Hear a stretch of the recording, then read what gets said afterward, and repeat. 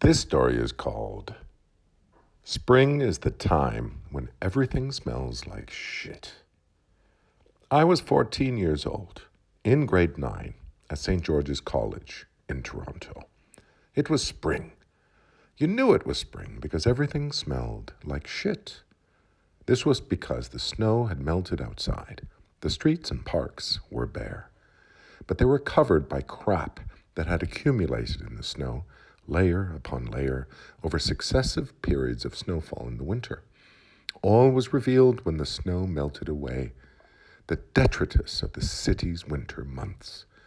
Woolen mittens and scarves, toques, hockey tape and pucks, rotting cardboard, candy wrappers, cigarette packs and butts, chewing gum, and dog shit, heaps of dog shit, now defrosted and deposited upon the bare city, trod upon and smeared over the sidewalks, encrusted on the soles of boots and shoes, tracked indoors everywhere, in the corridors and classrooms of St. George's College, the omnipresent smell of dog shit.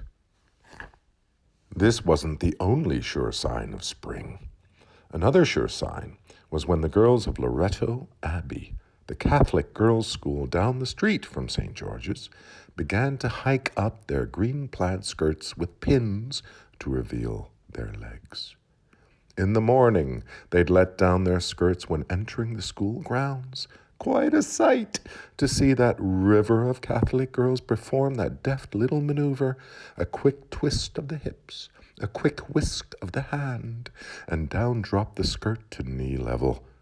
At the end of the day, they'd hitch up their skirts again upon leaving the school grounds, performing the same neat maneuver in reverse. I hate to undermine the potential erotic effect of this image, but the girls of Loretto Abbey were an exceedingly tough lot. For one thing, they were mainly Italian, and Italian girls had lots of brothers.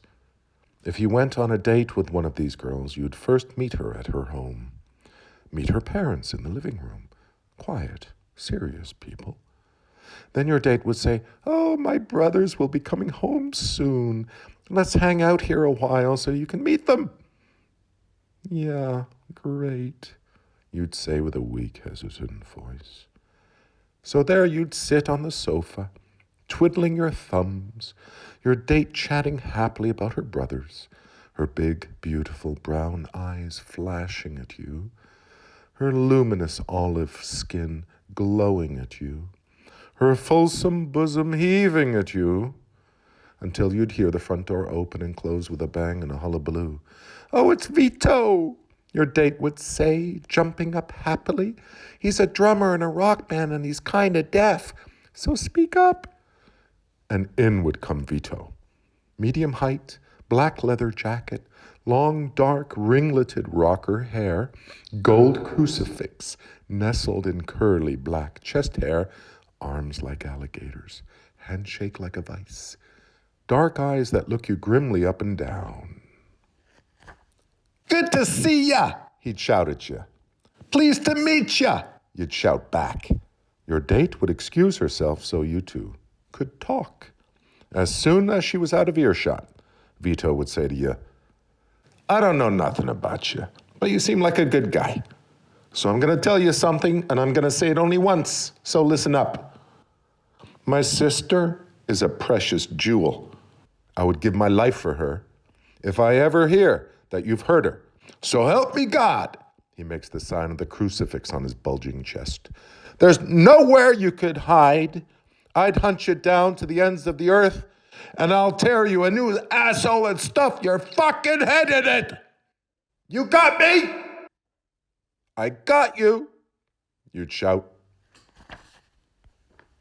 So there I was, one spring day, at the end of the school day, walking away from St. George's along Barton Avenue towards Bathurst Street. It was warm and sunny. Birds were singing. The smell of dog shit was thick in the air, but it was leavened by a rich smell of earth and awakening growing things. Just ahead of me walked a Loretto Abbey girl, older than me, perhaps 16. She was short and stocky, her legs revealed by her hiked-up skirt. There was a narrow laneway running off Barton Street to the right. It was dark, overarched by big old chestnut and maple trees. As the Loretto girl reached the laneway, she stopped, turned, peered up the laneway. I slowed. An expression of deep disgust came over her face as she peered up the laneway. "What the fuck?" she screamed at someone or something up the laneway. I stopped walking, stood on the sidewalk. Her voice reverberated down Barton Avenue. The Loretto girl shook her fist and screamed up the laneway, "You sick pervert! You better put that thing away right now! I got scissors! I'm going to come up there and cut it off!" "Oh, yeah? You think I won't?" The Loretto girl charged up the laneway like a bull bursting from a gate in a rodeo. "That's it! You run, you pervert!" The Loretto girl surged back onto Barton Avenue and walked away quickly, angrily. I ran to the mouth of the laneway and caught a glimpse of a man clad in a khaki trench coat, I kid you not, bare legs, scuttling away into the shadows.